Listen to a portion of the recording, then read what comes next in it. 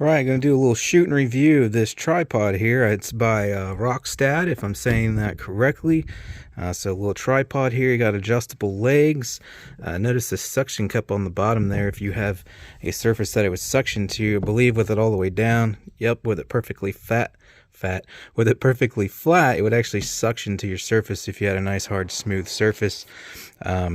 If you press down hard enough, that is. It's not going to automatically suction unless you make it. These are adjustable. I'll show you the range of motion. I get the specs on it here. I'll have a link in the description for this. I believe they're providing me with some sort of code as well. So check the comments as well in case I don't have everything linked in the description. But I'll definitely have links for this thing in one place or the other, or both. So as you can see there, 2-year warranty on this. I can tell you guys this thing seems pretty well made. They also make bipods, and what's the singular one called, whatever that is. So they also make longer ones. This head, it screws off. I'll try to show you all that later. There it goes.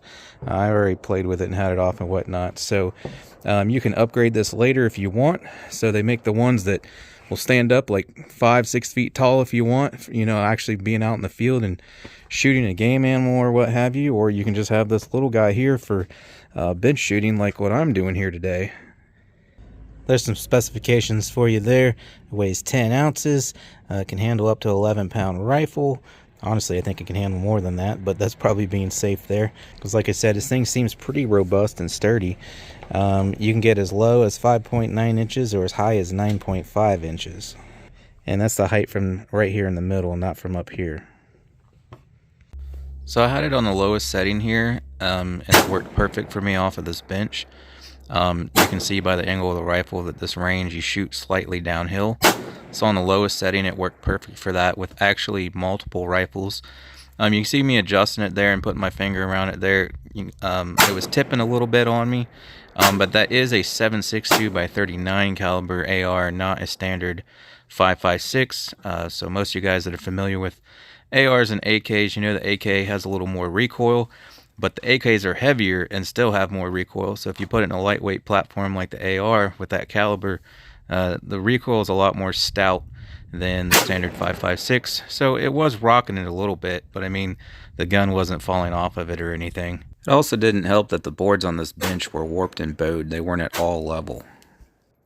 Also on that note, and the orientation that I used it with the 2 legs facing me in the rear and 1 leg facing forward, if you preloaded it a little bit, as in if you press forward on the rifle lightly as you shot, it should help with it rocking there. But I think in hindsight, if you spun it around in the opposite direction that I had it, to where you had just the 1 leg facing you and the 2 legs facing forward, that probably would have helped astronomically with it rocking back and forth on me like that. But right here, you'll just see me kind of messing with it. I was just kind of like trying to get footage of the operation of it, extending the legs and locking them out and whatnot. I'll show here in a second, spinning the actual brace, if you will, at the top for the rifle to sit in, on and off, and just basically messing with it here, showing you how it works and whatnot, extending it and such. But I did want to mention that I have a few 500-yard videos coming up with different rifles. There will be separate videos to each their own for each caliber that I shot at 500 yards this day, but I used this tripod here for those videos, and I had no problem getting those hits out at 500 yards. So the thing is actually pretty steady. I really like the rubber piece on it where your rifle sets. It's a nice soft rubber, but it's not the type that like leaves any marks or anything. And my main thought behind this, if it was steady enough, which it is that it's a heck of a lot more convenient carrying this thing around, you know, to bench rifle shoot like this than that big heavy bag you see there behind me. I love that bag, but that thing's like, I don't know, 20 times heavier and larger, because obviously it doesn't fold up or anything. So a tripod like this is a nice, it's nice and convenient compared to carrying one of those big heavy sandbags there. You see that green bag behind the rifle.